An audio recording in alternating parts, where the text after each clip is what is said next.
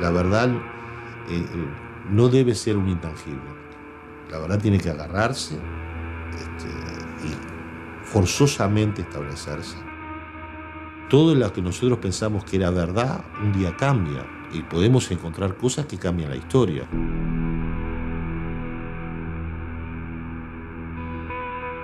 Si alguien dice que tiene la verdad absoluta de lo que pasó en la historia de Brasil desde 1964 hasta el 2012, y considera que ya lo sabe, o él es el fantasioso o es un necio. La historia hay que recuperarla, no está recuperada. Al contrario, está oculta. Los silencios son parte del ocultamiento de la verdad. ¿Por qué? Atenção. O senhor presidente da República deixou a sede do governo. Assim sendo, declaro vaga a presidência da República. O senhor Juscelino Kubitschek presta o juramento de manter, defender e cumprir a Constituição da República. Em seguida, assina o termo de posse. Também o senhor João Goulart compromete-se a exercer o cargo de vice-presidente com dedicação e lealdade, cumprir as leis do Brasil e tudo fazer pelas suas instituições e pelo seu progresso. Um tempo em que tudo estava por se fazer o hábito ponte, a fome e o pão. Eu acho que a grande característica do Brasil de antes do golpe de 1964 foi a descoberta. O Brasil até então não tinha se descoberto. O Brasil não existia para si próprio. Havia um Brasil ali cheio de otimismo, cheio de esperança, um Brasil que crescia, que se desenvolvia. O Brasil crescia violentamente, crescia 11% ao ano. Quer dizer, é uma taxa de crescimento que nunca foi atingida até hoje. Uma época maravilhosa de se viver. Copa do Mundo, Bossa Nova, tudo isso tinha um clima muito bonito. Cada passo passado, uma outra memória. Nos últimos anos anteriores a 64, que coincidiu com o governo João Goulart, o Brasil foi assim uma espécie de tsunami do descobrimento de si mesmo. Nas artes, nas letras, no cinema, na ciência e tecnologia.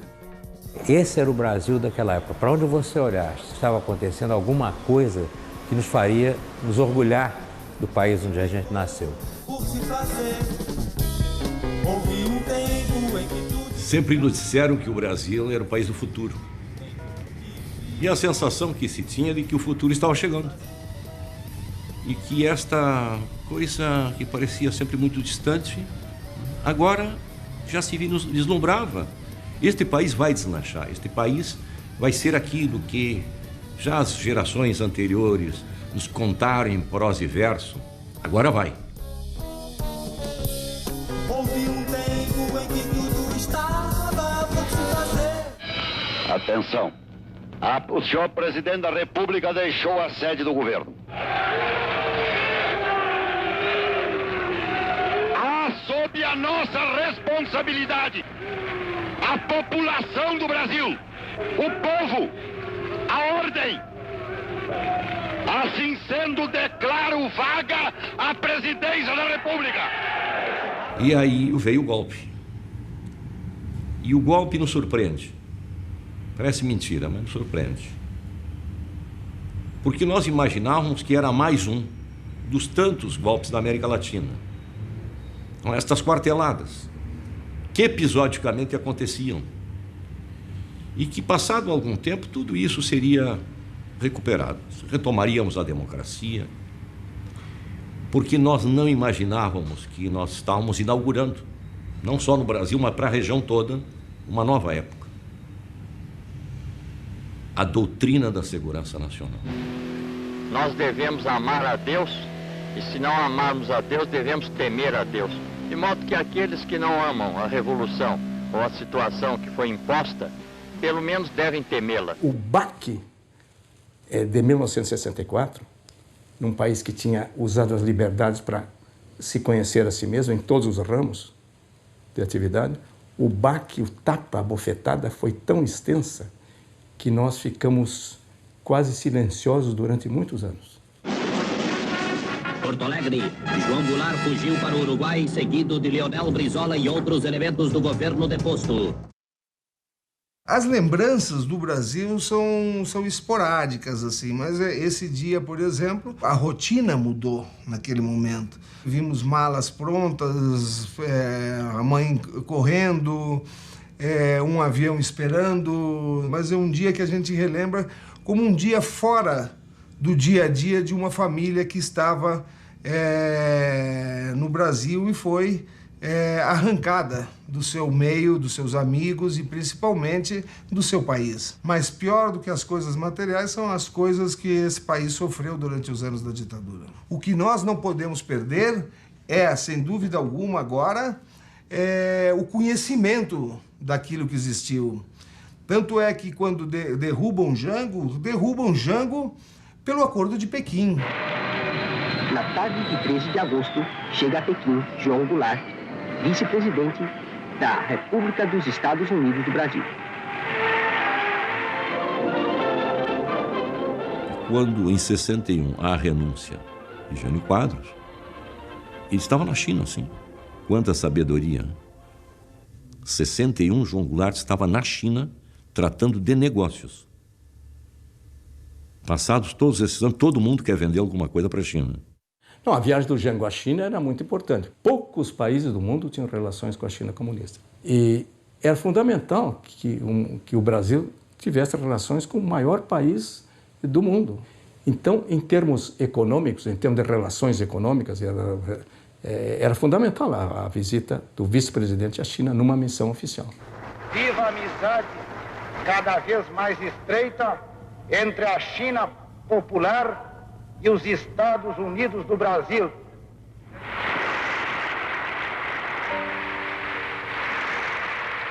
Viva a amizade dos povos asiáticos, africanos e latino-americanos. Depois que o Jânio renunciou e os militares tentando impedir a posse do substituto, quer dizer, normal dele, que era o João Goulart, que era o vice-presidente, né? E o Jânio já fez de propósito, ele já renunciou, certo de que os militares não deixariam o João Goulart assumir. E ele voltaria nos braços do povo. Quer dizer, era um golpe. Em cima desse golpe, o vice-presidente era João Goulart. Né? Com a renúncia do presidente, tinha que assumir o vice. E o vice estava na China. Isso foi interpretado como ele sendo um comunista. Sucede que o Brizola era o governador do Rio Grande do Sul. Aí o Brizola, imediatamente, se juntou com o comandante do 4º Exército, cuja sede era no Rio Grande do Sul, e ameaçou se sublevar, dizer que não aceitava a posição dos militares impedindo a posse do João Goulart. O que garantiu a posse do João Goulart foi o movimento iniciado no Rio Grande do Sul pelo Leonel Brizola, que houve no Rio Grande do Sul, foi uma rebelião popular, se estendeu depois pelo país inteiro, como? Através da rádio. A tal ponto que o 3º Exército assumiu uma postura a favor do governador, ou seja, a favor da Constituição da legalidade. Viu? Depois de ter recebido ordens de Brasília para bombardear o Palácio do Governo em Porto Alegre e, se possível, até as imediações do Palácio. Então a volta dele foi muito complicada. Toda uma negociação, porque no Rio Grande do Sul se resistiu, com a legalidade.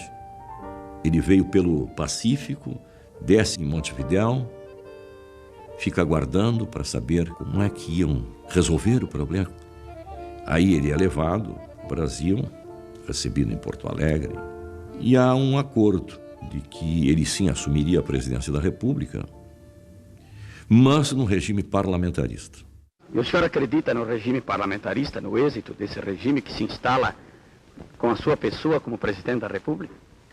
Basta que o regime parlamentarista traga essa paz e essa tranquilidade tão desejada pela família brasileira, basta que traga um clima de desenvolvimento para o país e ele já terá prestado um grande serviço a essa nação. A partir daí ele passa a trabalhar politicamente, isto é, agosto, para em janeiro levar a efeito um plebiscito, onde o povo foi consultado se queria manter o parlamentarismo ou queria voltar ao presidencialismo, que ganhou com quase 90% dos votos. Então, aí ele retoma o poder.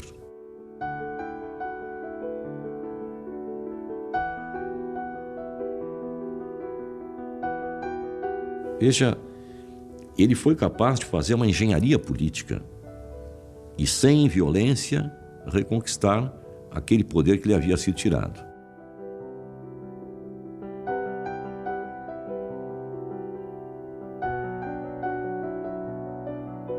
Trabalhadores do campo já poderão então ser concretizada, embora em parte, a sua mais sentida e justa reivindicação, aquela que nos dará um pedaço de terra própria para ele trabalhar, um pedaço de terra para ele cultivar.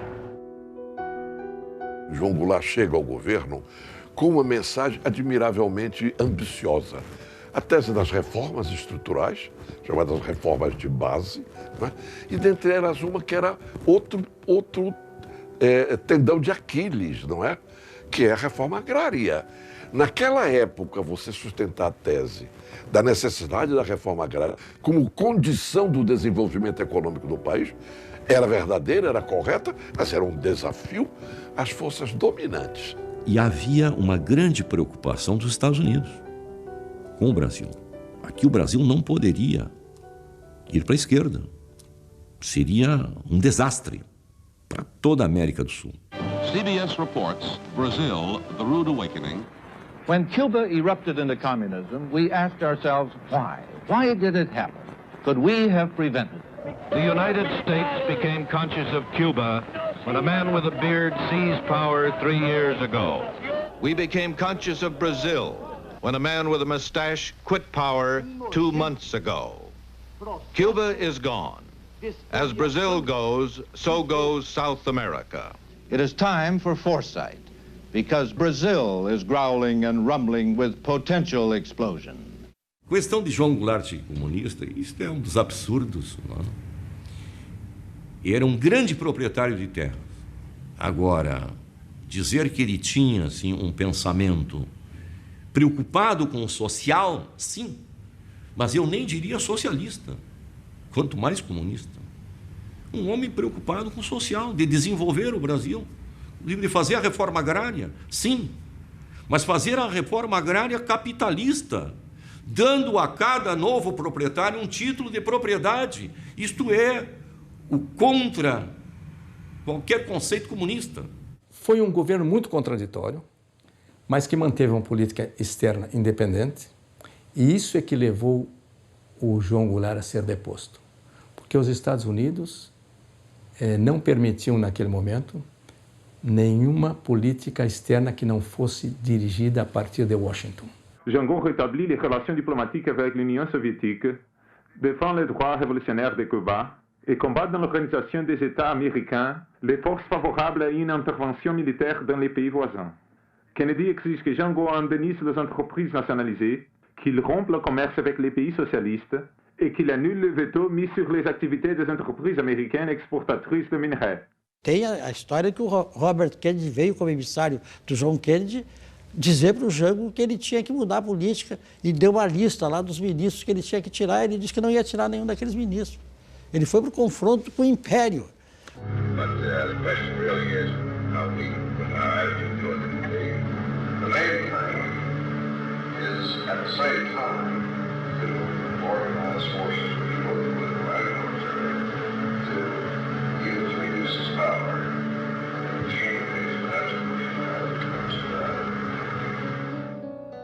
Então, os americanos aqui intervinham. Já haviam intervido no processo eleitoral, financiando a campanha de vários deputados federais e de vários senadores. Financiamento poderoso, de muita verba. Montou-se no país também estruturas pagando a imprensa para publicar artigos contrários a João Goulart. As cover actions da CIA e dos americanos são ações feitas encobertas. É o desgaste público, o desgaste das instituições, é o desgaste da população através do processo inflacionário. Eu era bastante jovem, mas tenho boa memória. Eu lembro do padre Peyton, que veio ao Brasil para salvar cristãos do comunismo em praças públicas. Então veja, até a igreja manipulada em função de um golpe. A presença do embaixador americano, Lincoln Gordon, que a sabedoria popular já havia registrado nas paredes do Rio de Janeiro. Basta de intermediários. Lincoln Gordon para presidente. Hello? Oh, Mr. President, this is George Ball. Yes, George. The anti-Gulag governors are apparently going to meet Wednesday, and on the basis of the information that Gordon has, there's a significant number of the governors who are prepared to move against Goulart, about 9 of them altogether, which is a very effective number. I think we ought to take every step that we can, be prepared to do everything that we need to do, just as we were in Panama, if that is at all feasible. Right. Thanks, President. We just can't take this one, and I'd get right on top of it and stick your neck out a little.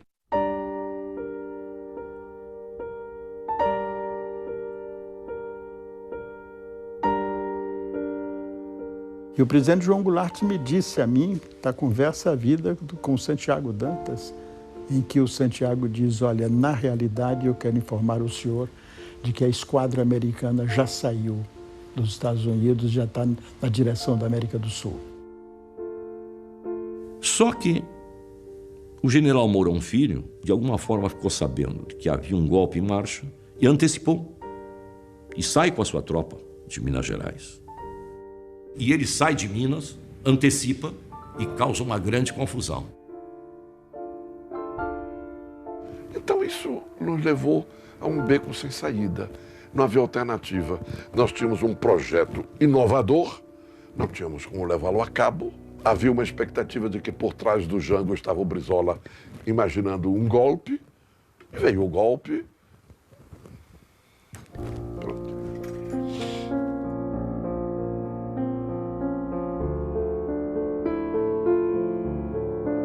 Airlift could be provided promptly if an intermediate field at Recife or other airfields in northeast Brazil, capable of handling large jet transports, is secure and made available. Quando se deu o golpe, a esquadra já estava um pouco próxima da linha do Equador, para ocupar Vitória do Espírito Santo. E aí ele disse, nada se pretende menos do que dividir o Brasil. E assim como eles fizeram com a Coreia do Norte e a Coreia do Sul, e fizeram com o Vietnã do Norte e Vietnã do Sul, se eles ocupam Vitória do Espírito Santo, vai haver um Brasil do Norte e um Brasil do Sul. E ter muito cuidado. Essa coisa foi obsessiva na cabeça do João Goulart.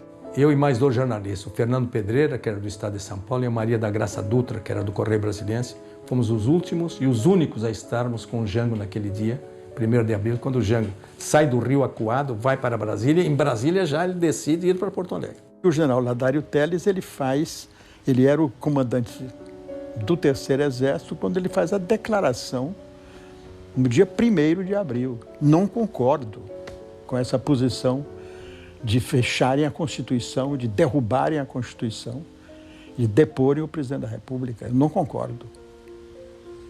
Então nós todos aconselhamos o presidente a que ele fosse para o Rio Grande. Quando chega em Porto Alegre, já o Mazili tinha sido empossado na presidência da República. Que o Congresso também dá o golpe. O Congresso é que dá o golpe. O Congresso é que formaliza o golpe. Os militares dão o golpe e o Congresso formaliza o golpe. Empossando o Mazili, que não podia. Mas não podia ser empossado porque o presidente da República estava com o governo em Porto Alegre. Mas com a conivência do presidente do Congresso, Áureo de Moura Andrade. Abandonou o governo. Esta cefalia configura a necessidade do Congresso Nacional como poder civil. Nós estávamos assim acordados ainda, quando ouvimos por volta assim de 5 horas da manhã, jornais de rádio entrando de improviso e dizendo o presidente dos Estados Unidos acaba de reconhecer a legitimidade do governo, do novo governo do Brasil. 3 horas depois. O general Ladário chegou um momento que disse ao presidente: olha, presidente, eu tenho condições de resistir, mas haverá um banho de sangue nesse país. E o presidente disse ao general que se a permanência dele no governo seria um banho de sangue entre os irmãos brasileiros, que ele preferia ir embora. Quando o golpe foi dado contra Jango, o Ibope tinha levantamentos que davam a Jango 78% ou 80% de intenção de voto. E Jango, quando cai, não cai por ser um governo fraco. Senão não o teriam derrubado. Faltavam poucos meses para as eleições. Jango cai exatamente por propor as reformas de base que fariam desse país, sem dúvida alguma, uma potência mundial naquele momento.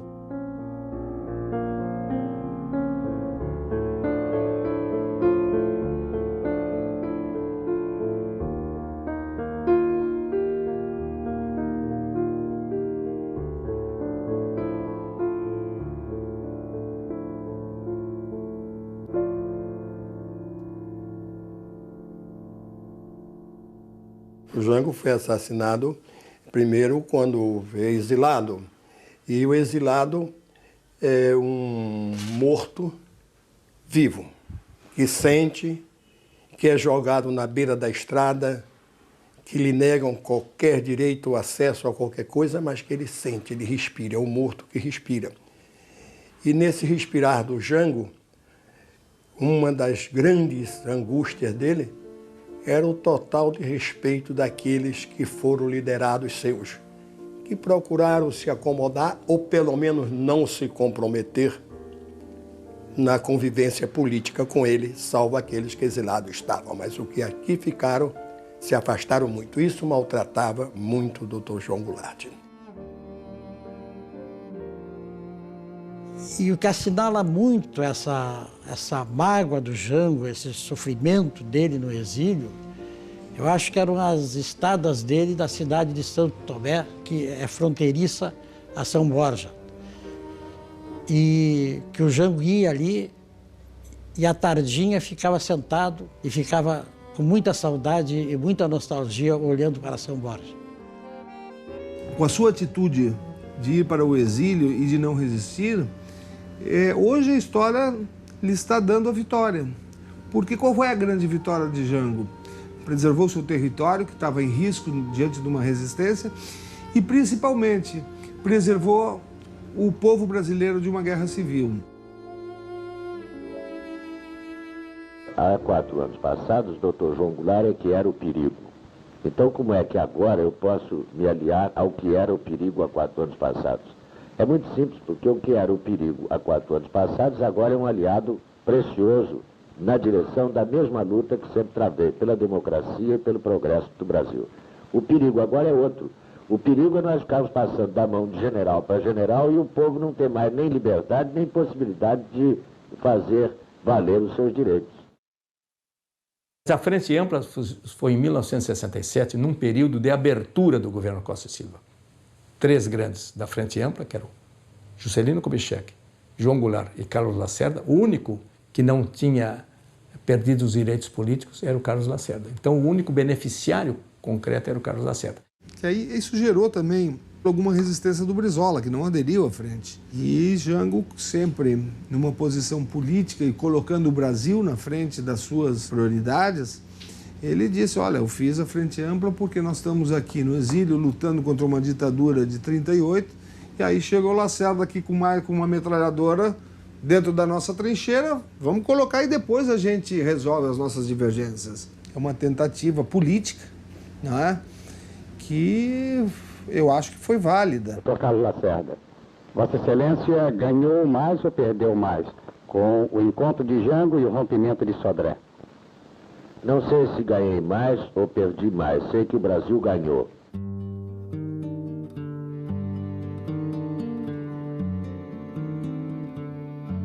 A Frente Ampla fortaleceu a ditadura. O 68, o ato número 5, é um filho espúrio da Frente Ampla. É lógico que eles ficaram com medo, e uma união de todas essas forças. O Carlos Lacerda, eu dizia muito para ele, que olha, Carlos, você vai enfrentar grandes problemas, grande oposição do seu grupo mesmo.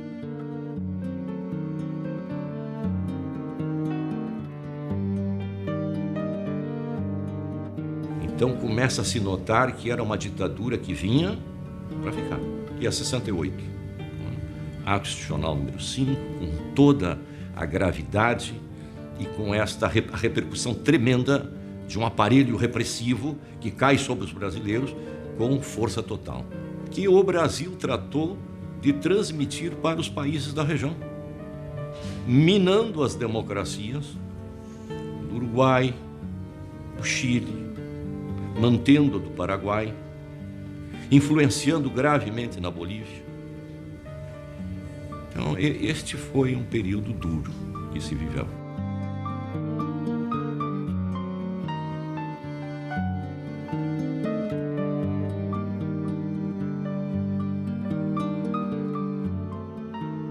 Quando nós chegamos em 64, existia uma democracia, mas quando cai o regime uruguaio, quem suporta toda a ditadura uruguaia é o Exército Brasileiro, principalmente o Terceiro Exército. Então, é lógico que até aquele momento nós não sofremos, de parte do Uruguai, nenhuma pressão ou tentativa mas após a queda da democracia no Uruguai, sem dúvida alguma, nós sofremos pressões. Eu fui preso, a mãe foi presa, o pai foi perseguido, o piloto do pai foi preso, a pressão era muito grande.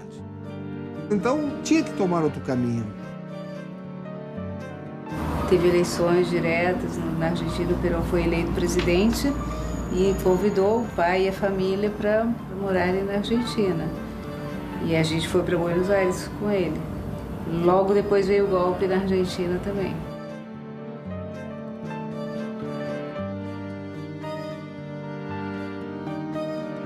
Depois veio o golpe, claro, e chegaram informações de que existia uma orientação para sequestrar os filhos de Jango.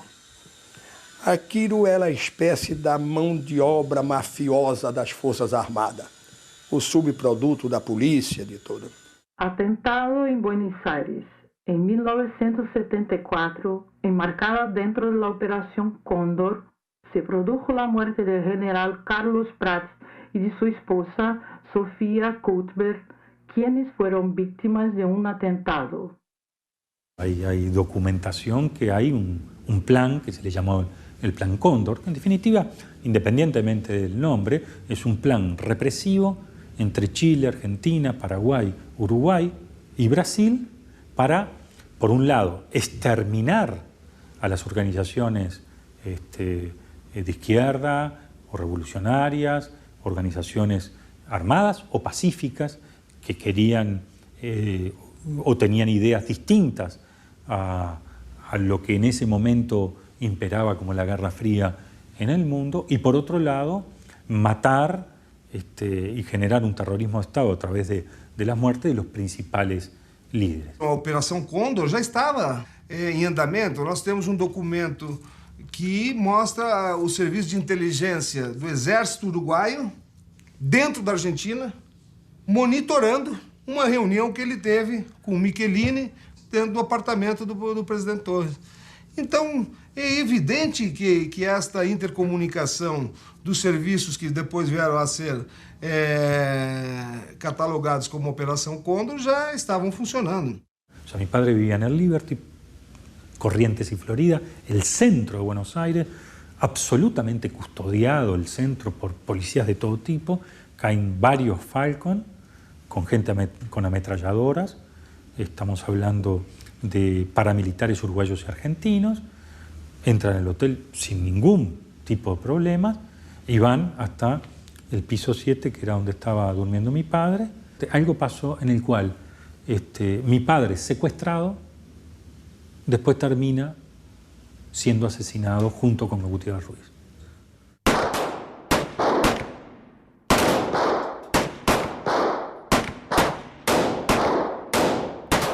2 amigos do ex-presidente, 2 amigos uruguaios, 2 políticos uruguaios, foram assassinados na Argentina em maio de 76. E ele, segundo depoimento de amigos, ele recebeu um telefonema. Alguém dizia, você será o próximo. Mas quando mataram o Torres também descobriram um grupo que disseram que uma das coisas que seriam feitas era assassinar o Jango e os filhos e sequestrar os meninos. Authorities are not saying what kind of bomb was responsible. Former Ambassador Letelier was pronounced dead on the scene. Letelier had been an outspoken critic of the military regime now ruling Chile. Evidentemente se concentra em 1976 toda esta perseguição, né, aos exilados de uma forma ou outra, principalmente na Argentina e Chile, enfim. Contexto norte-americano. A eleição de Jimmy Carter com um discurso claro de que não estava de acordo com práticas das ditaduras do Cone Sul.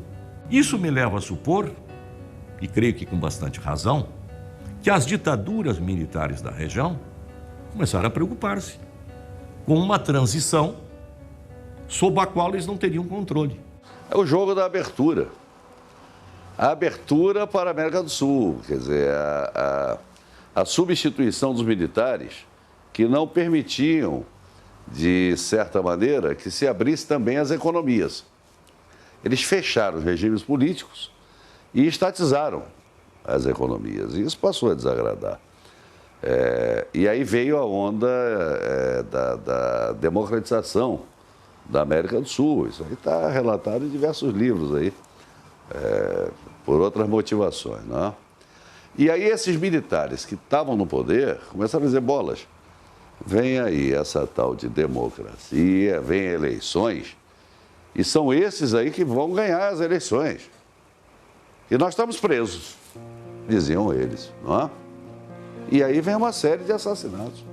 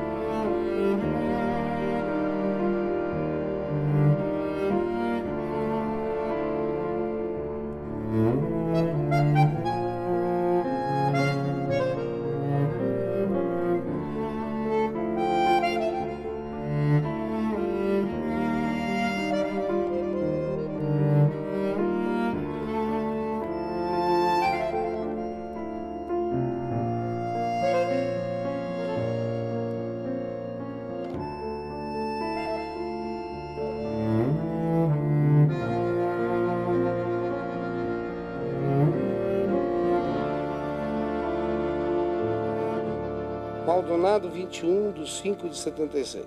João Vicente, meu bom amigo, em Buenos Aires, um clima cada vez mais tenso. Há 2 dias, sequestraram do hotel e de sua residência os nossos amigos. Senador Michelini e deputado Gutierrez Ruiz. Uma monstruosidade que me leva a pensar no meu futuro na Argentina. Já me sinto velho e um pouco desanimado para novos empreendimentos. Isso talvez fique para vocês. João Goulart o mês de setembro, recebeu um aviso do chefe de polícia de Buenos Aires, dizendo: até aqui, doutor João Goulart, nós mantivemos a sua segurança. Daqui para frente, não posso mais lhe garantir nada. É aí que ele resolveu que ele queria sair também da Argentina, não queria mais ficar no Uruguai e na Argentina, ele queria ir para Paris e para Londres com os meninos. Foi para Londres, voltou para organizar os negócios todos para sair também, porque isso ele me disse: olha, nós vamos sair daqui, vamos sair em seguida. A principal obsessão de João Goulart nesse período não era ir para a Europa visitar os filhos, era voltar para o Brasil. E há um relatório secreto do SNI, essas histórias há muita fantasia a respeito, mas eu acho que há indícios claríssimos assim, de que ele realmente planejava voltar ao Brasil. Ele não ia esperar que um dia a anistia viesse. E há um relatório do SNI, produzido em agosto de 76, um relatório confidencial, que diz o seguinte: em Paris, pela obsessão da volta e das perspectivas que eles estão criando no Rio Grande do Sul, João Goulart mostrou-se inclinado a regressar ao Brasil. Ao lhe ser ponderado que conviria, antes de adotar tal decisão, o reexame da questão, respondeu que seu propósito de retorno está admitido, em princípio, sem haver uma resolução definitiva. Ou seja, havia a intenção de João Goulart clara de voltar. Isso foi registrado em relatórios secretos do Serviço Nacional de Informações, o famoso SNI. O Brasil o tinha caçado por 10 anos. Ou seja, ele era livre para voltar para o seu país. E quando ele se preparava para voltar, existe uma circulação interna do Silvio Frota dizendo: se o ex-presidente chegar oriundo de qualquer parte, em qualquer ponto do território nacional, será preso imediatamente, levado a uma unidade militar e incomunicado de quem quer que seja. Então é evidente que existia uma perseguição brutal em cima dele. E um lance pouco conhecido dessa saga foi vivida pelo piloto e amigo pessoal de João Goulart, chamado Manuel Leães. Ele participou dessas gestões para uma possível volta de João Goulart. Ele recebeu a visita de um agente do SNI em Porto Alegre, em casa, que seria o emissário de militares. Ele interpretou, Manuel Leães, essa visita como uma sondagem sobre a eventual disposição de João Goulart de voltar ao Brasil. Obviamente, o Manuel Leães comunicou essa visita ao João Goulart. Os dois teriam um encontro para discutir pessoalmente esse assunto e, por uma dessas coincidências inexplicáveis, no dia em que haveria a tal reunião, ele recebeu a notícia de que João Goulart tinha tido um infarto e tinha morrido na Argentina, né?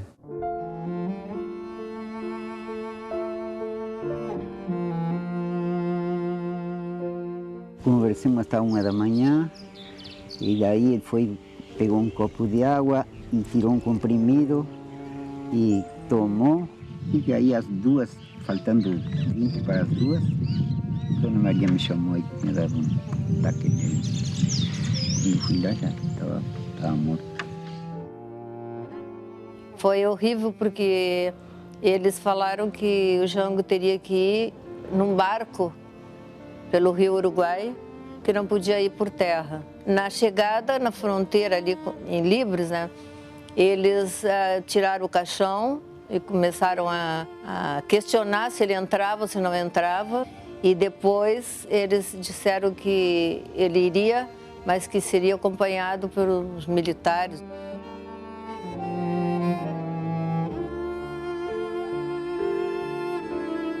Entre Uruguaiana a São Borja, durante toda a estrada, havia pessoas acenando com o laço branco, reconhecendo que ali estava passando o corpo daquele que havia sido um presidente do Brasil e que o saudavam no seu regresso à pátria, morto.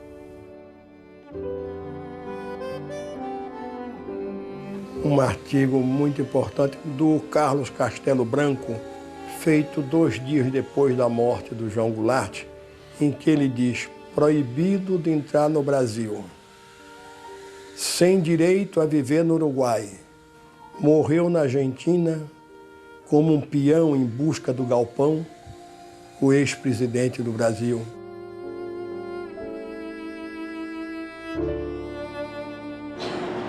Ele morreu onde não queria morrer, no exílio.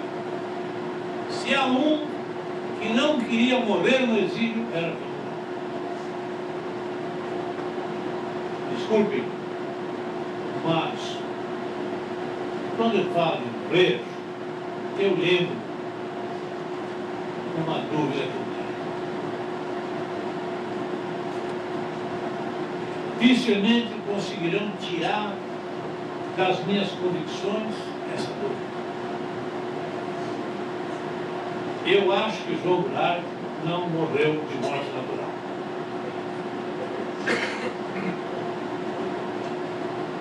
Como outros, naquela época,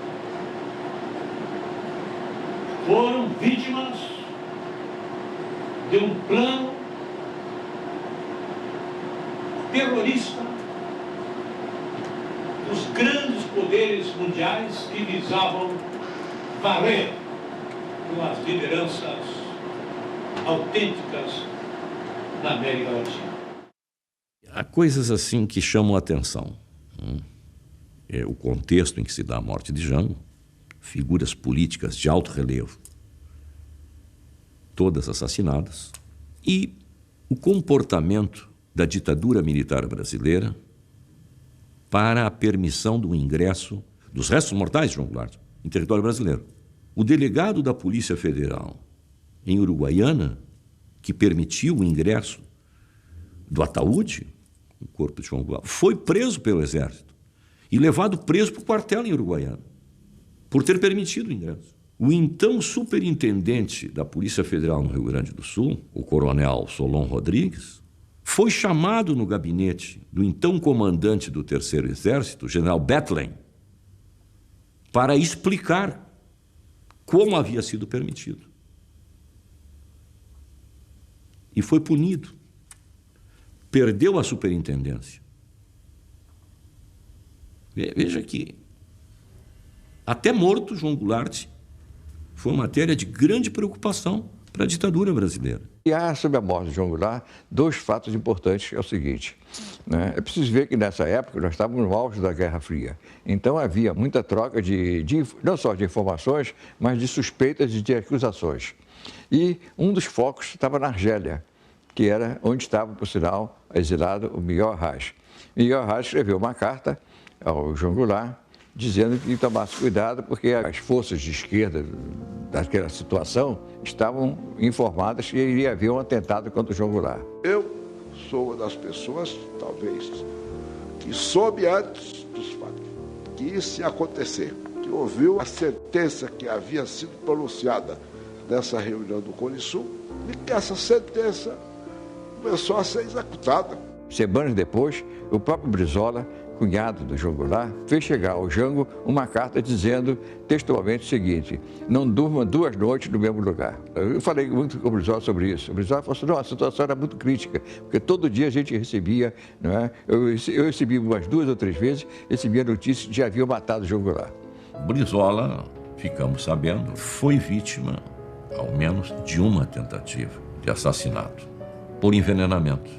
E ele estava no interior do Uruguai, sentiu-se mal e foi levado para um hospital imediatamente, o que acabou por lhe salvar a vida. Pensar que porque Jango no estaba generando una actividad política muy pública, no era un riesgo, yo no estoy muy convencido de eso.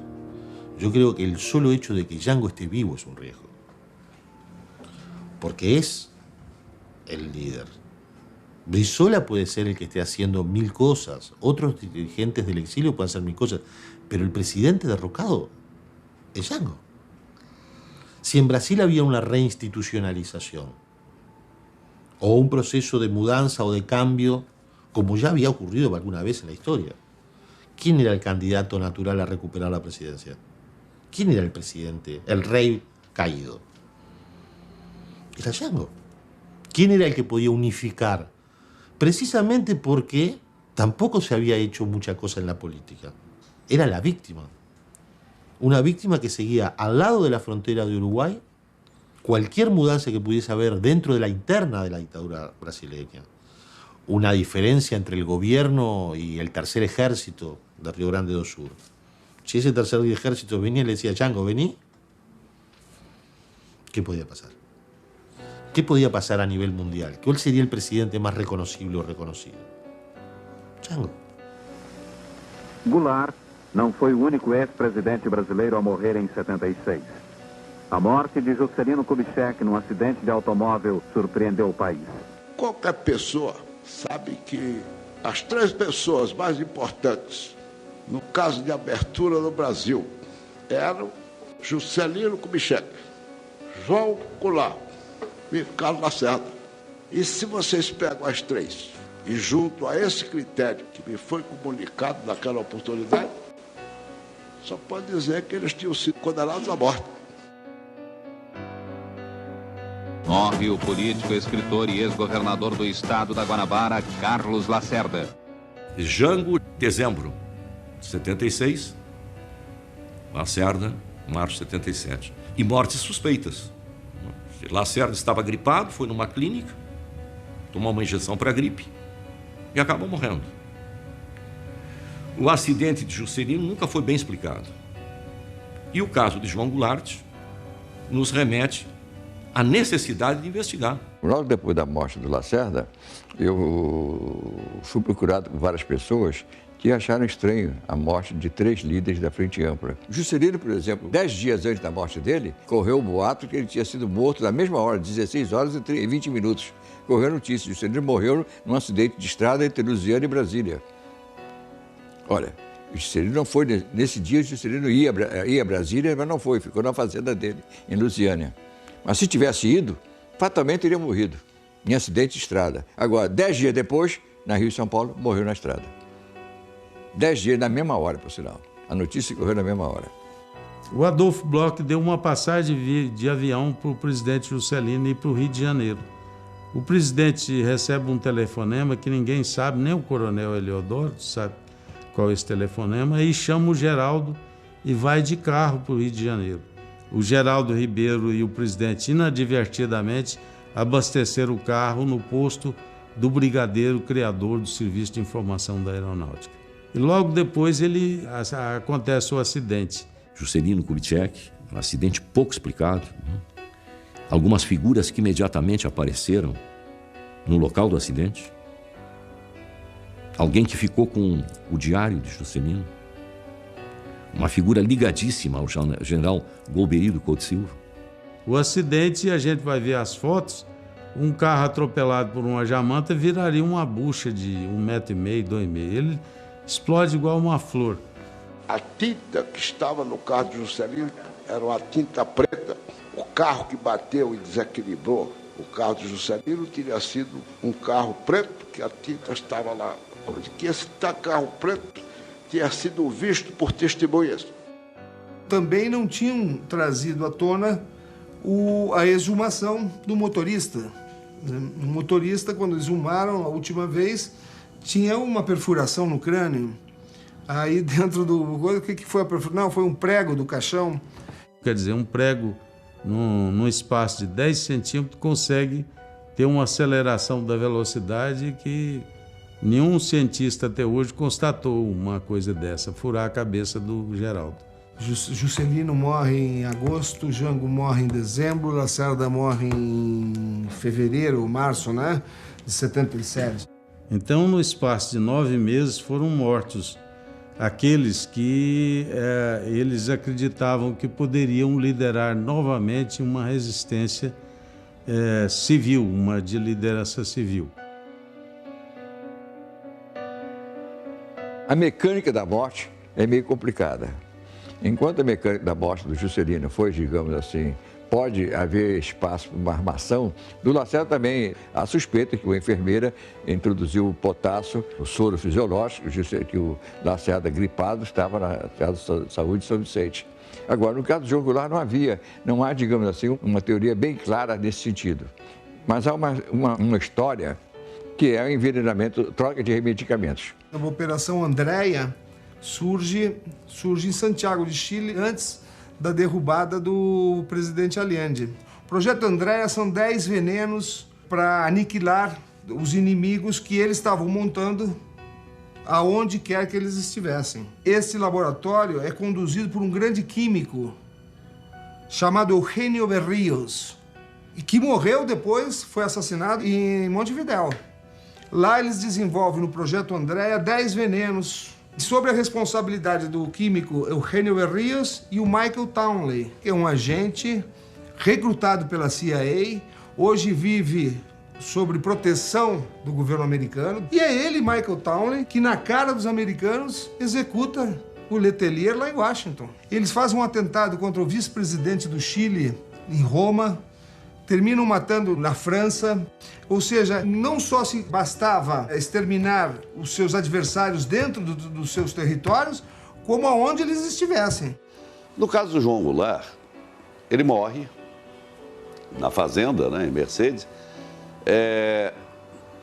Os remédios que ele tomava, ele era cardiopata.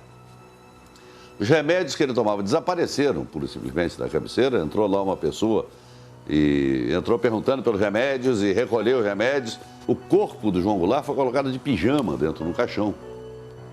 Foi proibido abrir o caixão e todo esse deslocamento do corpo do João Goulart até o túmulo é acompanhado pelos serviços de informações brasileiros. Hoje, ontem, qualquer pessoa que morre em território estrangeiro é feita uma autópsia. E a surpresa grande foi que não foi permitida fazer autópsia nem na Argentina, não foi feito nem no Brasil. E depois, detidamente, a gente foi vendo a certidão de óbito dele. Consta morte por enfermidade, que é morte por doença, uma coisa muito vaga, não é uma coisa que possa constar numa certidão de óbito. Essa coisa estranha, que lá morreu e não fizeram um exame para definir a causa-morte, autópsia, que se faz em qualquer pessoa, por mais desvalida, por mais abandonada que esteja. Um ex-presidente, o regime argentino, que era militar, ditatorial, ele tinha a obrigação de fazer até em defesa própria.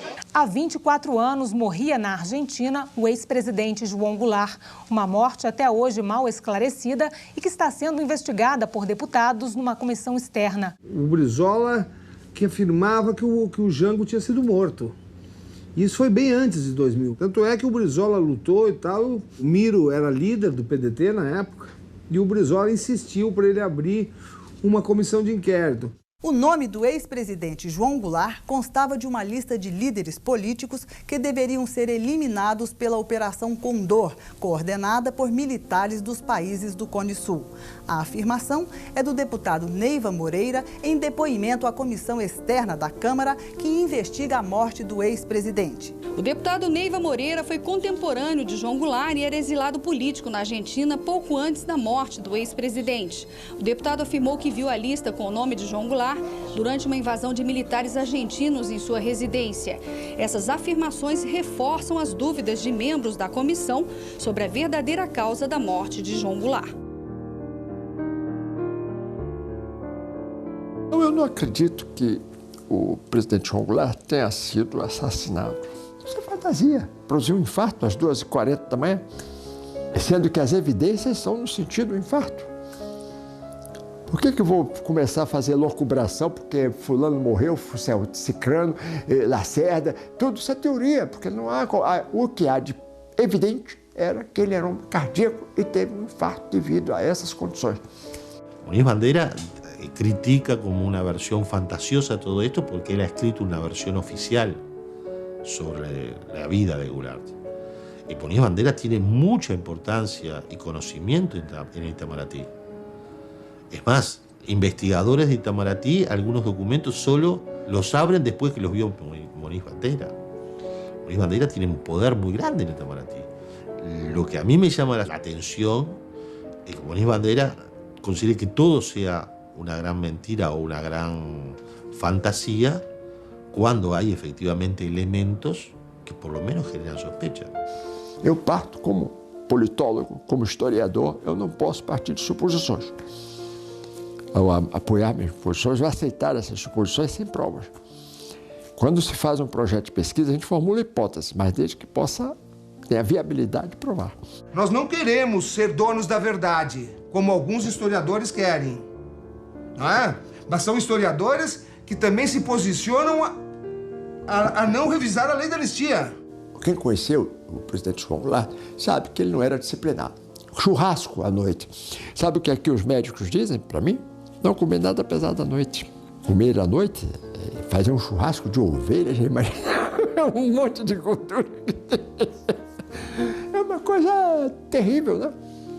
Estava numa situação muito boa, um humor muito grande, fazendo regime, tinha deixado de beber, deixado de comer, comia muita carne, né? Estava realmente em franca recuperação. E não faz sentido a morte dele natural, não faz sentido. A sua suposição de que Jango foi assassinado começou logo após o seu enterro em 1976. Juan Carlos Minteg voltou do enterro e disse ao Carlos Olavo da Cunha Pereira, ex-deputado federal que estava lá exilado, que a morte de Jango resultara de um assassinato por troca de medicamentos. Que essa troca foi feita porque o médico na França, em Lyon, deu a ele 2 medicamentos, um de vasoconstritor e outro de vasodilatador. E houve uma troca. E aí ele teve um infarto. Que isso foi uma obra da CIA com os serviços. Essa foi a versão. Eu achava muito estranho isso. Mas essa desconfiança da morte do Jango, houve uma pessoa que logo que o Jango faleceu, acho que um ano depois, essa pessoa me procurou. Eu morava em Porto Alegre, no Hotel Plaza São Rafael, e ele me procurou e me disse que queria conversar comigo porque ele tinha certeza que o Jango tinha sido assassinado. Essa pessoa chamava-se Henrique Fox Dias.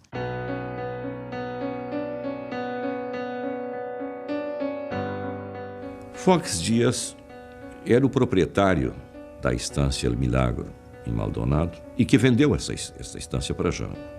Tornaram-se amigos. Quando da morte de Jango, ele começou a perceber de que muitas coisas irregulares e altamente suspeitas estavam acontecendo. Inclusive que João Goulart estava sendo roubado e que a morte de Goulart era muito suspeita. E haviam pessoas próximas também a João Goulart que mantinham esta mesma posição, de que a morte não havia sido natural. E ele procura Maria Teresa Goulart, se dispondo a investigar, e procura várias e várias vezes. Mas ele me procurou e ele ficou meio assim comigo, porque eu não quis recebê-lo. E ele realmente me falou isso. E eu, no momento, falei assim, não, isso aí não é verdade. Você está inventando, está criando uma coisa que não é verdade. Até que, finalmente, num contato, consegue uma procuração que o autorizava a investigar. Ele foi à Argentina, ele foi a Mercedes, ele falou com o médico que atendeu João Goulart já morto, ele falou com policiais, ele conversou com o capataz da fazenda, ele volta ao Uruguai, também faz o mesmo trabalho investigativo. Mas 45 dias depois de Maria Teresa ter outorgado esta procuração, ela caça a procuração. O ex-presidente João Goulart morreu no exílio em dezembro de 76 e o traslado de seu corpo para ser enterrado em São Borja foi tumultuado. Agora, 6 anos depois, um uruguaio, amigo do ex-presidente, pede a exumação do cadáver para esclarecer se de fato Jango morreu do coração ou foi envenenado a partir da troca do conteúdo de um medicamento. Eu não sei se ele estará levado por algumas pessoas diferentes ou algumas pessoas que queiram fazer disso um sensacionalismo que convenha a essas pessoas. Eu acredito, porque ou então uma pessoa que realmente é um doente mental. E ficou assim, eu não acreditei, falei para ele que ele não me procurasse mais, mas ele ficou aborrecido comigo porque eu não levei o assunto a sério. Aí passou um tempo e ele sumiu, não apareceu. Depois ele começou a dizer que eu fazia parte do complô dos militares que estavam querendo assassinar o Jango.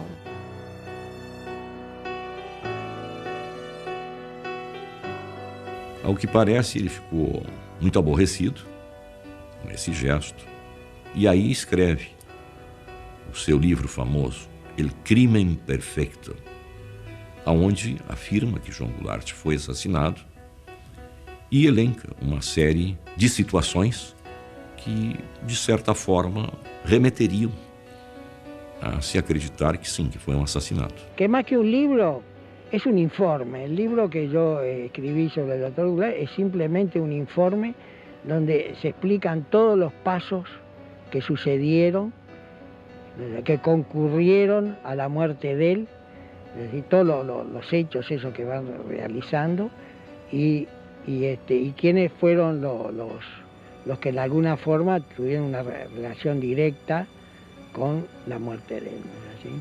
O senhor acredita então que ele possa mesmo ter sido assassinado? Sim, eu estou seguro que foi assassinado. Sí. Foch Díaz establece que comenzaron en el año 82 a investigar, lograron conversar con una pila de testigos, gente vinculada al entorno de Goulart, y en muchos de los casos, una vez que terminaban de hablar con esos testigos, precisamente esos testigos les pasaban cosas, ¿no? Es como si se estuviese jugando a una suerte de maldición de un faraón, ¿no? O sea, alguien con quien iban a hablar moría. Cuando iban a hablar con otro, moría. Lo curioso es que precisamente ese libro es denunciado por Claudio Braga, una de las personas que él inculpaba como por haber robado algo de los bienes de Goulart, le inició un juicio por difamación e injurias que Foch Díaz pierde, y por eso ese libro no es un libro autorizado en Uruguay, es un libro que está juzgado en contra. O próprio médico argentino que atendeu o presidente disse que achava que uma autópsia deveria ser feita, uma vez que era pode dizer depois, mas daí na hora não se pediu. A opinião qualquer um pode dar. Eu posso dar, a autópsia devia ser feita, eu posso dizer isso hoje. Claro. Isso não tem dúvida. Ninguém é contra a autópsia. Eu digo, a autópsia poderia ser feita, sim. Mas acontece que ninguém pediu porque não havia razão na hora. É que ele também não deve ter sabido que depois que nós pedimos essa investigação pública, o médico foi atropelado e morto, né? Se você olhar, todo mundo que estava perto desse episódio morreu de causas pouco naturais. Inclusive uma pessoa que ia depor lá na comissão. Maldonado, agosto del 2006. El vuelo más importante del Cóndor. Entre paréntesis, plan. B. A partir de la fecha de mi denuncia de muerte dudosa de Goulart, realizada en el juzgado de la ciudad de Curisucuatiá, en la provincia de Corrientes, República Argentina, en 1982, fallecen 15 personas ligadas estrechamente al caso. Con excepción de una de ellas, todas mueren del corazón.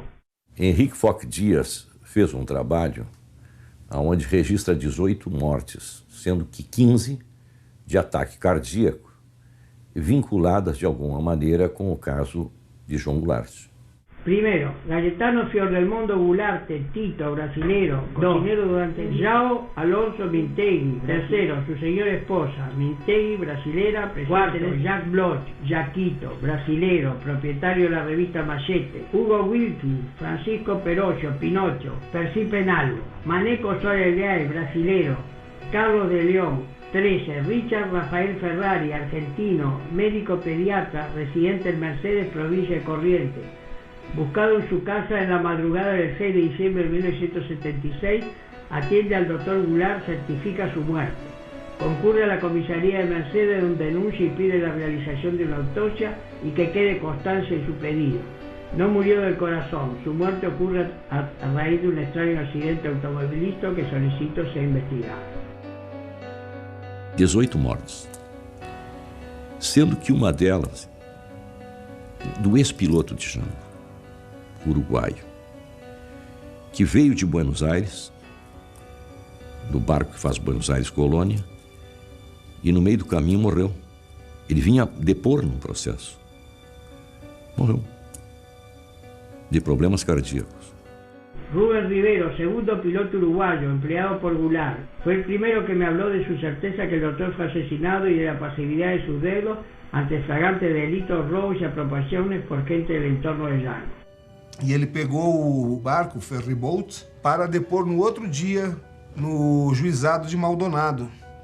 E ele morre também em circunstâncias... morre dentro do barco.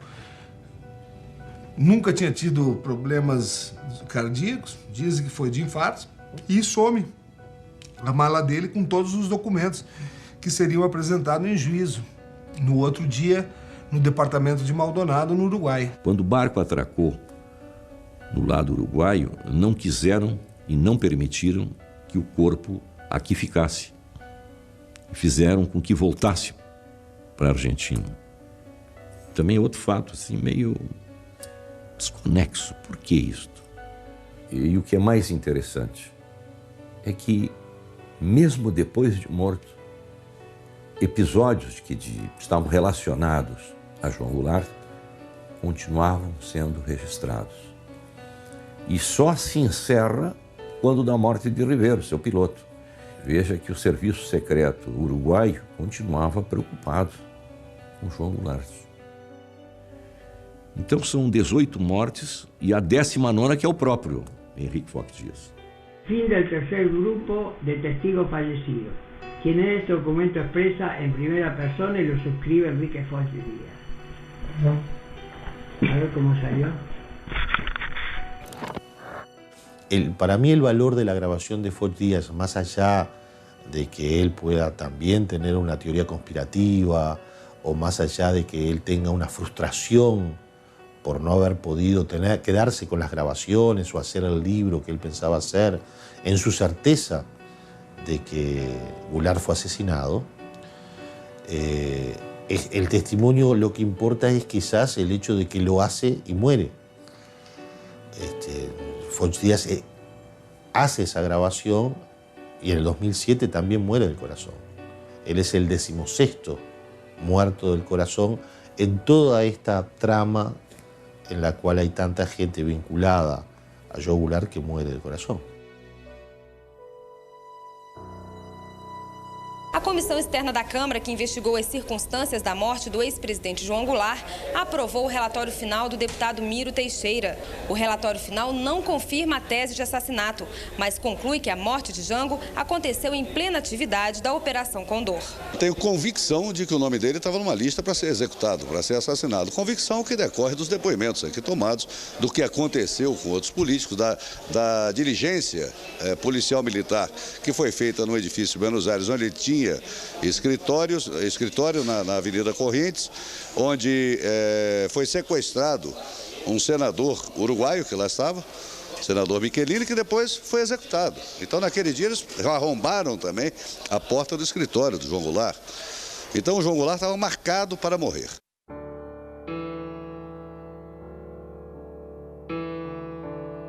Meu nome é Mário Barreiro. No passado fui um agente do Serviço Secreto Uruguaio de um grupo denominado GAMA, Grupo de Ações Militares Antisubversivas, e me dediquei durante tempo integral à monitoração do ex-presidente João Goulart.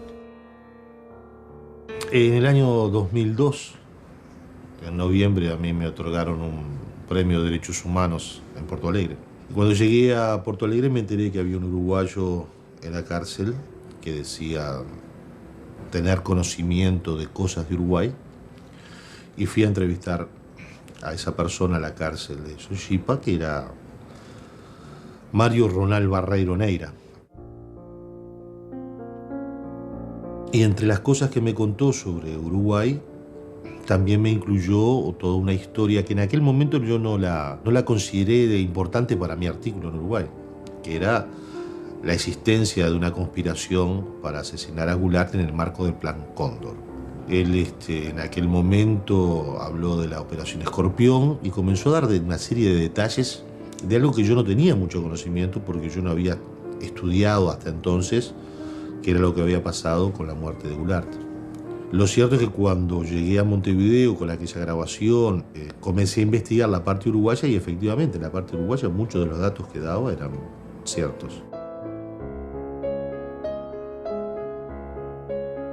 Publiqué una serie de detalles, entre las cosas que él decía era que la persona que había supuestamente envenenado a Goulart lo había hecho cambiándole una medicación del corazón que Goulart siempre tomaba, y que quien había hecho esa pastilla era un médico uruguayo, que también había intervenido en lo que fue el homicidio de Cecilia Fontana de Heber, la esposa de un dirigente del Partido Nacional en Uruguay, que efectivamente murió en 1978 envenenada con unos vinos a los cuales les habían inyectado un veneno.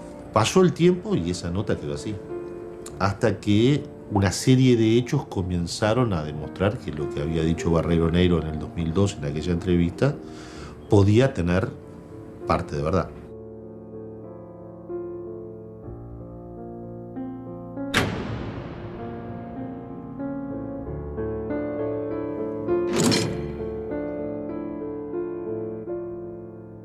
No sé quiénes son ustedes, imagino que quieren saber alguna cosa con relación a morte do ex-presidente, me imagino que debe ser eso, porque outra razão para me visitar aqui, não acho. Eu sabia que ele tinha dado essa entrevista para o Roger, porque eu tinha essa entrevista há muito tempo guardada. A primeira vez que eu vi o Barreiro foi nessa entrevista que eu fui como jornalista lá da TV Senado.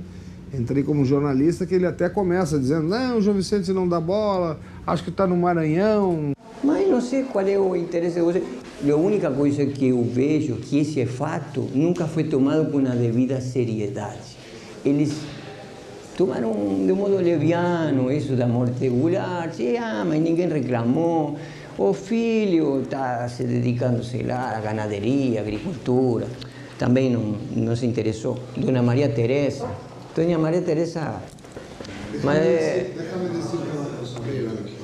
es una mujer boa, mas... Déjame decirte una cosa, yo soy Vicente Goulart. Varias personas han estado... ¿Vicente? Sí. Y yo hice cuestión de venir acá porque van a ser 30 años de fallecimiento de la muerte de mi padre. Y estuve acá contigo, Analí, como Coni. E eles me disseram que vos querias falar comigo. Foi difícil. Realmente é uma situação de encarar uma pessoa que está ali te dizendo que participou do extermínio do seu pai. Eu acho que você deve, eu imagino que o senhor deve ter raiva de mim, porque eu fiz parte de um conluio que terminou com a vida de seu pai. Mas eu não podia fazer muita coisa, não podia fazer. Era um elemento, uma engrenagem naquela máquina. Eu não era nada, era um tenente de fantasia. O tenente Tamuz era tenente para fazer as coisas. Mas agora eu reconheço que eu fiz parte de todo uma engrenagem, de uma máquina para eliminar um homem que não merecia morrer. Não é porque o senhor que é o filho está hoje presente. Eu já venho dizendo desde o ano 84 que João Goulart não merecia aquilo, né?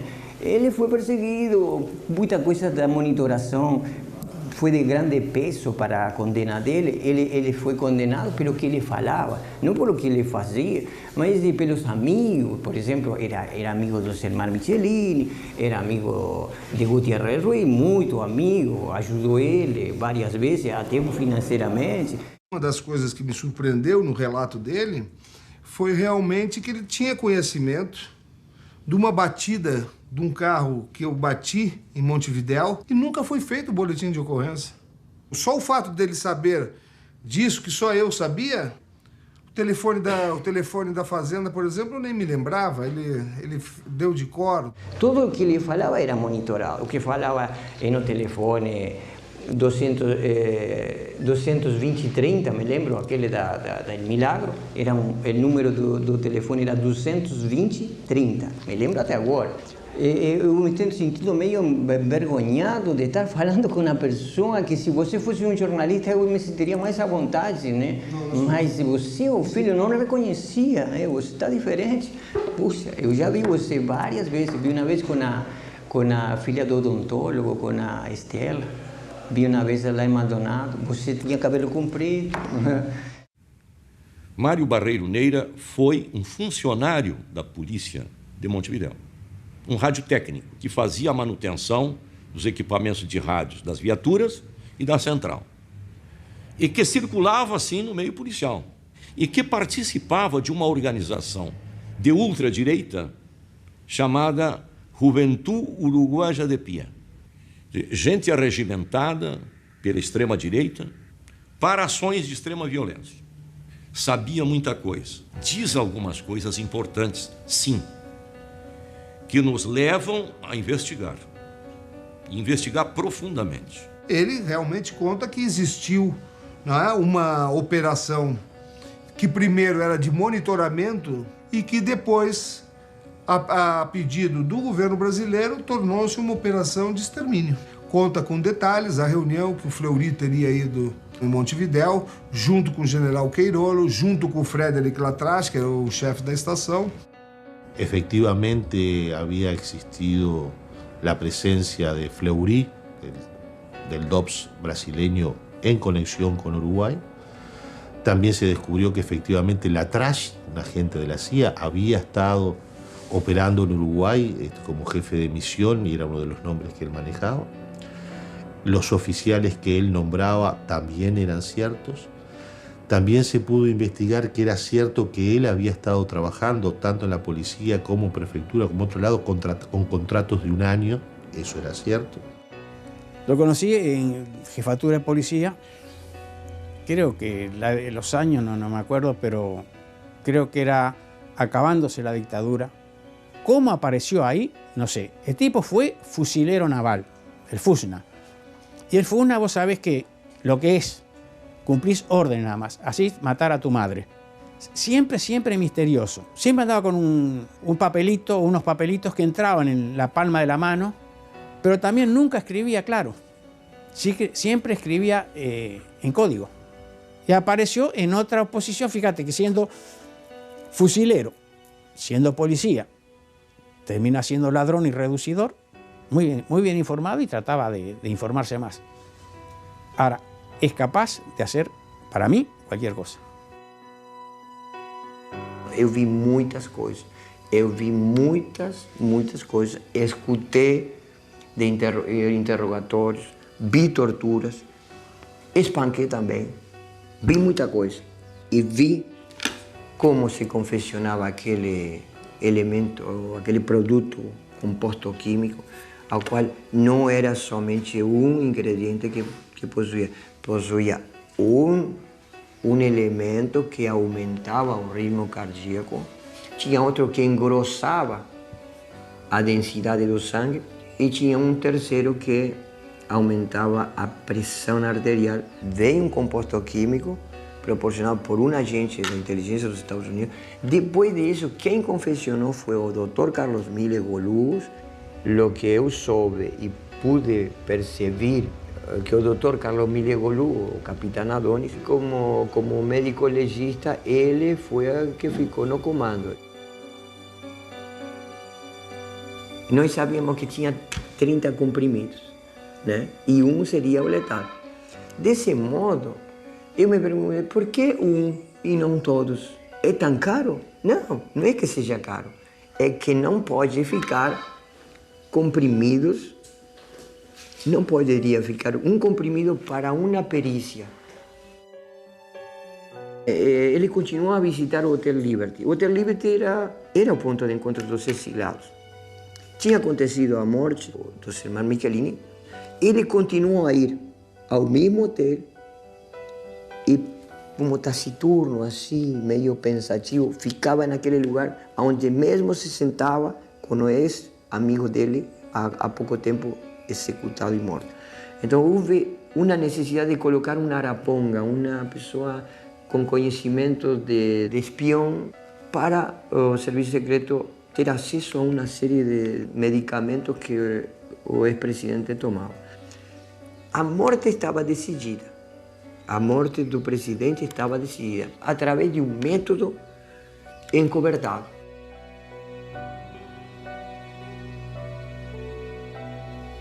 E tomei conhecimento da morte via rádio de VHF. Não estava no local quando aconteceu. Havia uma vontade de dificultar o regresso do corpo do presidente ao Brasil. Ele não poderia ser examinado por 48 horas. Por 48 horas, aquela substância poderia ser detectada.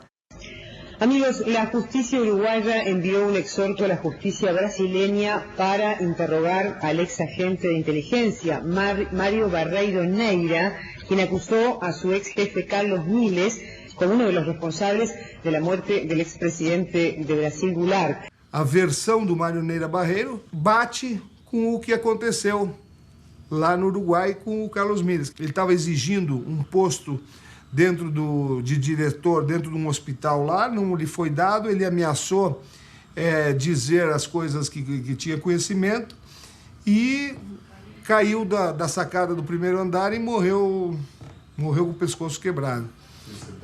Suicidaram o Carlos Miles. Todos los contextos y todos los entornos de lo que dice Barreiro Neira son ciertos. Lo único que falta es confirmar que efectivamente se le cambió la pastillita y que esa pastillita fue la que provocó la muerte de Goulart. Todos los demás contextos son correctos. O sea, sin duda que más allá de si Barreiro Neira dice o no dice la verdad, él es un manipulador. Él ha leído todo lo que podemos haber leído todos nosotros sobre Goulart y perfectamente podría ser mentira todo lo que dice Barreiro Neira. El problema es que lo dijo en el 2002 y muchas de las cosas que nosotros sabemos ya las dijo Barreiro Neira y luego fueron confirmadas. Eso no estaba en libros.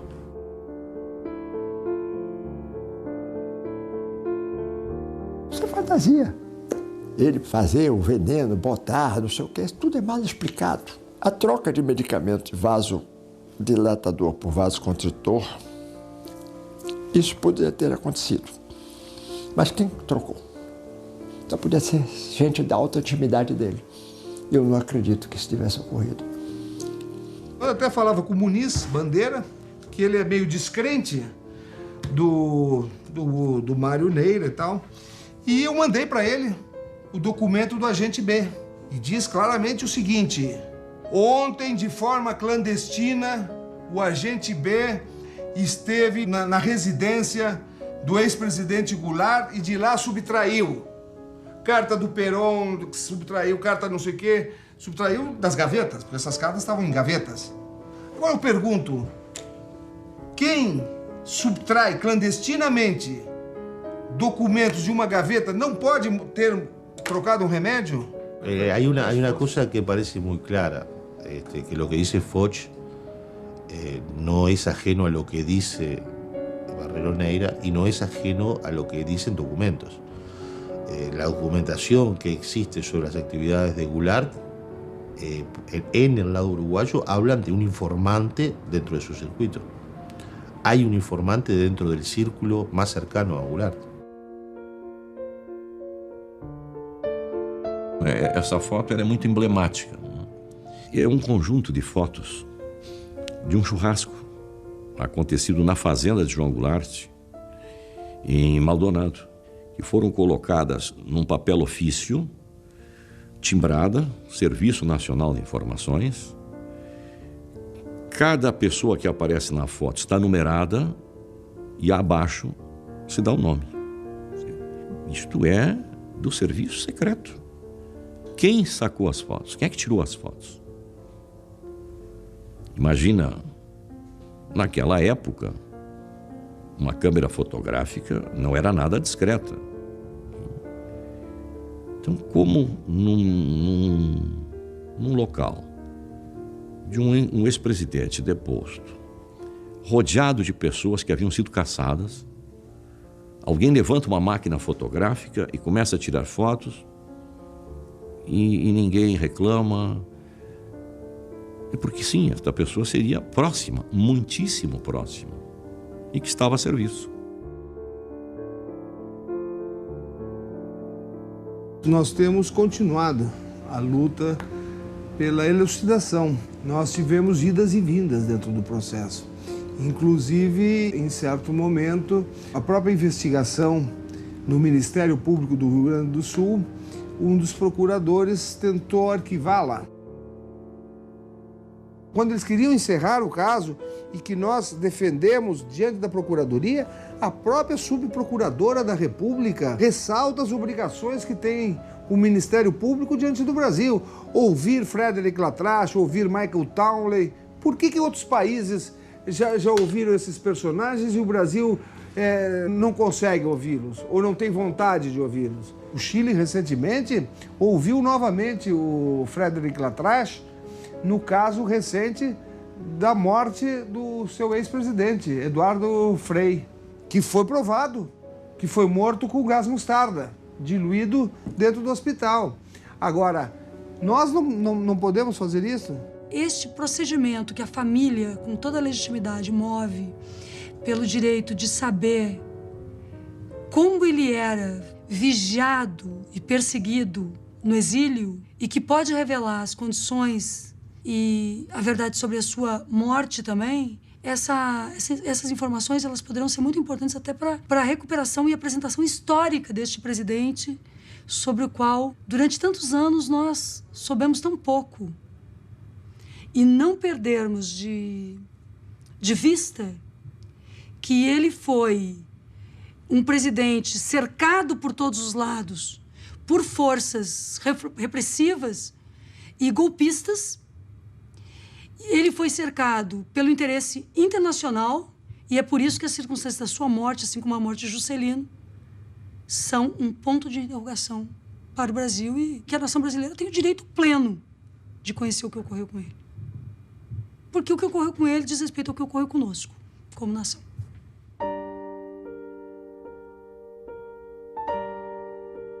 En el marco de la investigación, por una acción que realizan Jair Krischke y João Vicente Goulart, solicitan una documentación al Estado uruguayo y el entonces ministro de Relaciones Exteriores, Gonzalo Fernández, entregó a Krischke una serie de documentos. Entre esos documentos del Estado uruguayo se confirma que hubo un mes antes de la muerte de Goulart un movimiento dentro de su estatus dentro de Uruguay que puede hacerlo semejante a lo que le ocurrió a otras víctimas del Plan Cóndor.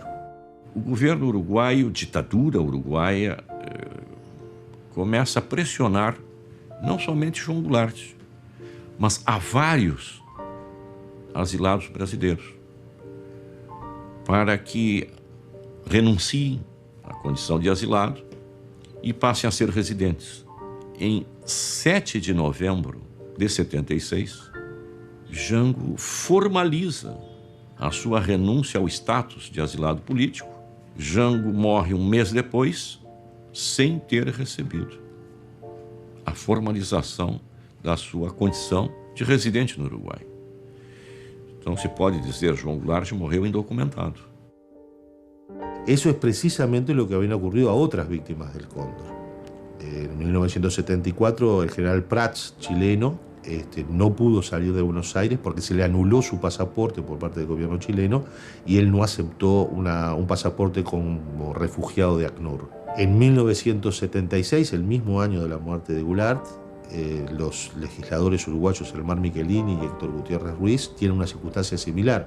El gobierno uruguayo, por orden del canciller Juan Carlos Blanco, le anula sus pasaportes y Michelini, que pensaba viajar a Estados Unidos para hacer una denuncia ante el Congreso norteamericano sobre la situación de Uruguay, no puede viajar porque no tiene pasaporte.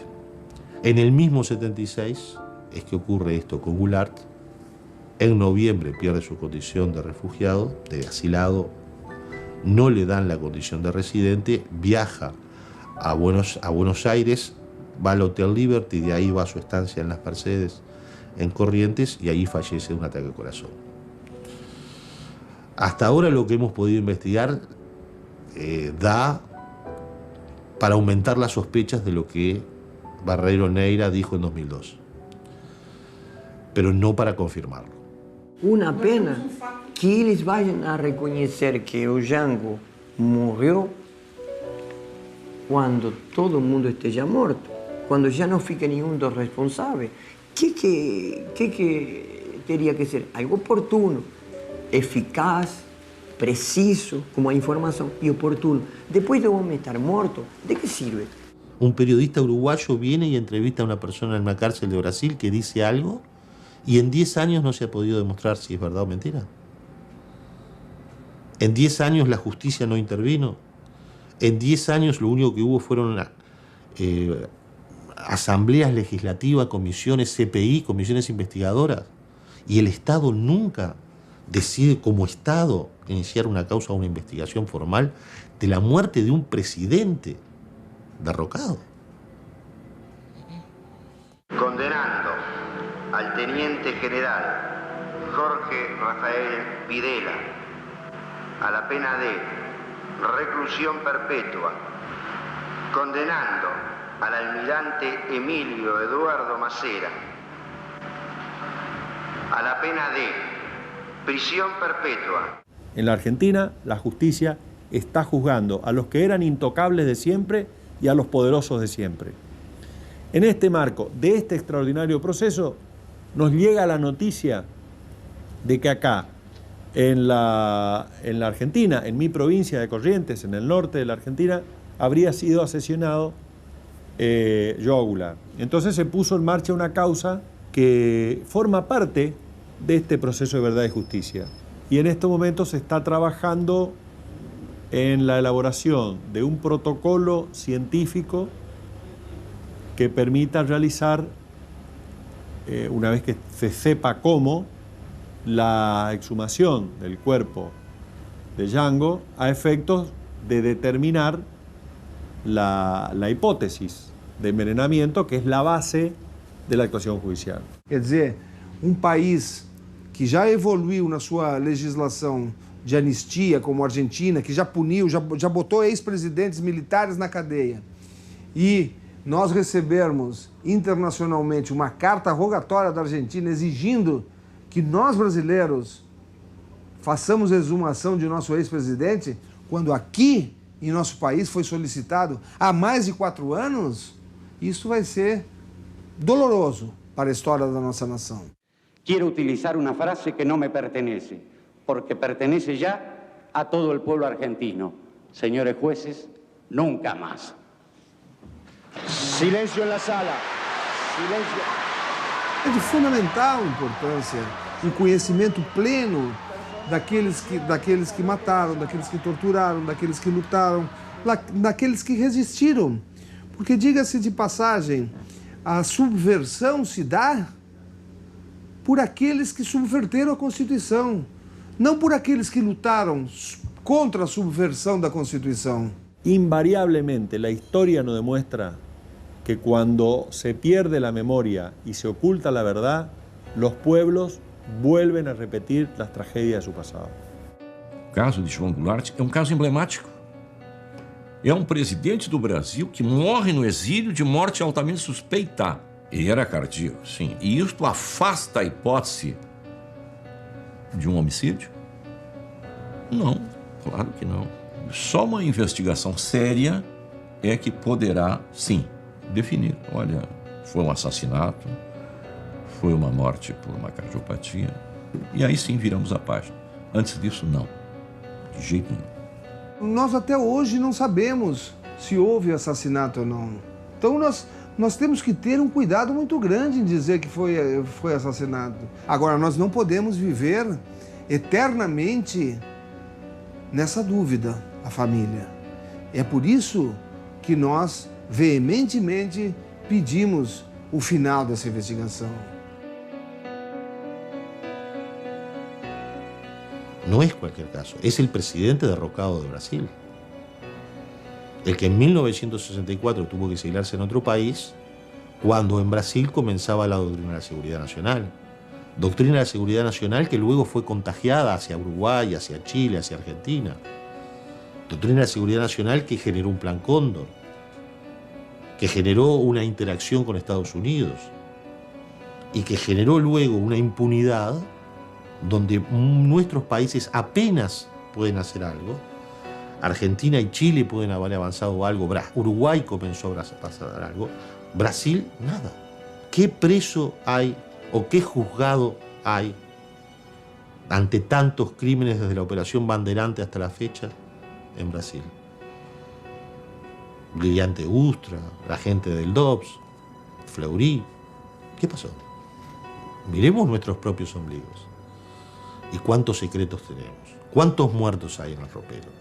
Que nosotros podemos seguir jugando al detective, seguir investigando, encontrando pedacitos y haciendo titulares de diario o haciendo documentales o haciendo noticias.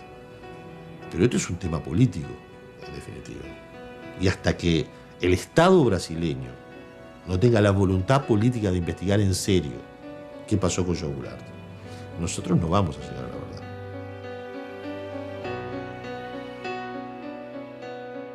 ¿Cuál es la razón del secreto? ¿Por qué hay secreto de Estado en documentos? ¿Quién es el que quiere el secreto? ¿Qué es lo que no se puede saber? El secreto de Estado lo que provoca es un estado del secreto. Y ese estado del secreto lo único que provoca es historias oficiales que nunca nadie puede desmentir. Yo como periodista lo que quiero es saber la historia y la verdad, y por lo tanto romper con los silencios. Los silencios son parte del ocultamiento de la verdad. Y el secreto de Estado es eso, un secreto. Evitar que se sepa la verdad. ¿Por qué?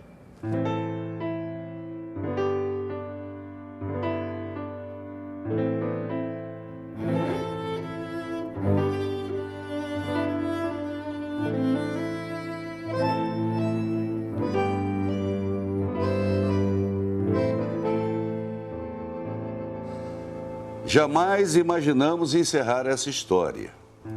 Nossa proposta era iniciá-la. E o fizemos. Não há como afirmar peremptoriamente que Jango foi assassinado, mas será profundamente irresponsável diante dos depoimentos e fatos aqui consolidados, concluir pela normalidade das circunstâncias em que João Goulart morreu. Estamos escrevendo um modesto começo da história da Operação Condor no Brasil. O tempo em breve se encarregará de completá-la. Declaro vaga a presidência da República. Ato público está proibido. Não admitimos passeata nem comício. Está todo mundo preso. O sea, todo lo que nosotros pensamos que era verdad, un día cambia. Y podemos encontrar cosas que cambian la historia. ¿Cuántas cosas hay de ciudadanos o documentos en Brasil o en Argentina sobre Uruguay o en Uruguay sobre Brasil? Si Brasil tuvo un golpe de Estado en el 64 y en el 2012 piensa abrir una comisión de la verdad por primera vez, tiene muchos años para investigar. O importante não é só Jango, o importante é que o Brasil dê conta dos seus desaparecidos, dos seus mortos, o que houve no Araguaia, o que houve com Rubens Paiva. São várias figuras, são vários líderes, são várias pessoas que lutaram por esse país, que lutaram pela redemocratização do país e que não se sabe nem onde estão e estavam sob proteção do Estado. E eu acho que o Brasil, à medida que a sociedade vai conhecendo o que houve, vai exigindo que se dê uma solução final a essas famílias que estão esperando até hoje.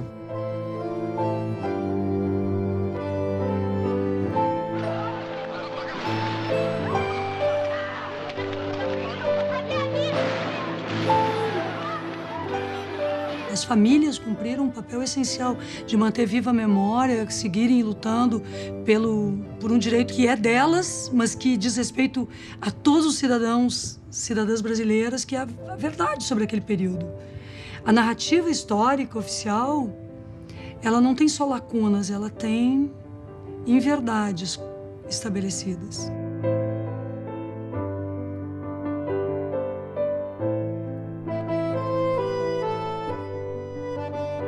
Declaro promulgada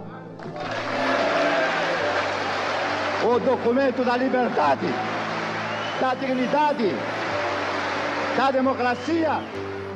Já estamos com mais de 25 anos, mais de um quarto de século de democracia, de governos democráticos no Brasil.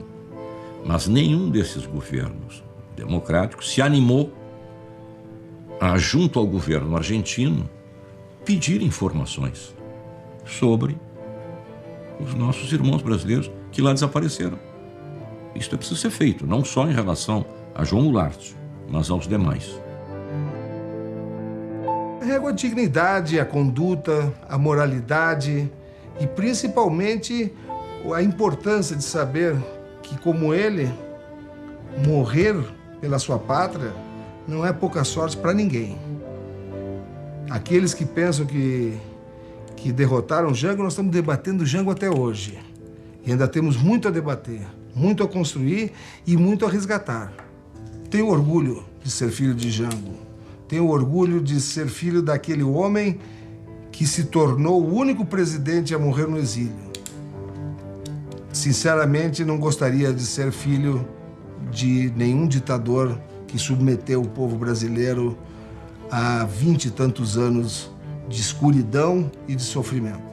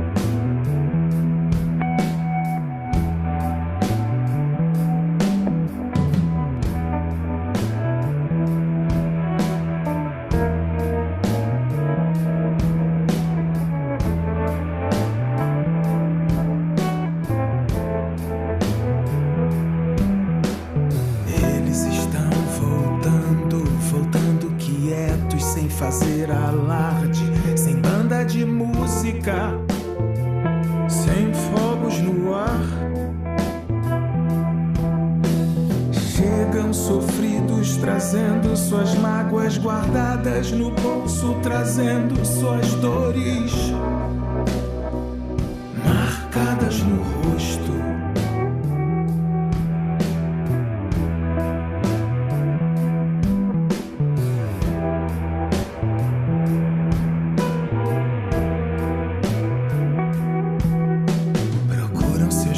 Seus poucos amigos, nas ruas, nos bares, nos antigos lugares.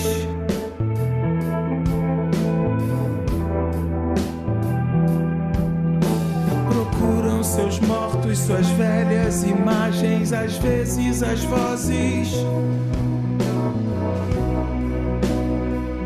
ouvidas no exílio.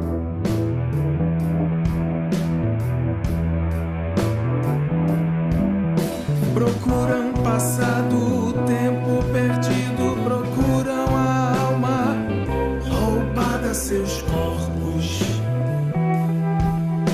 Procuram passado, o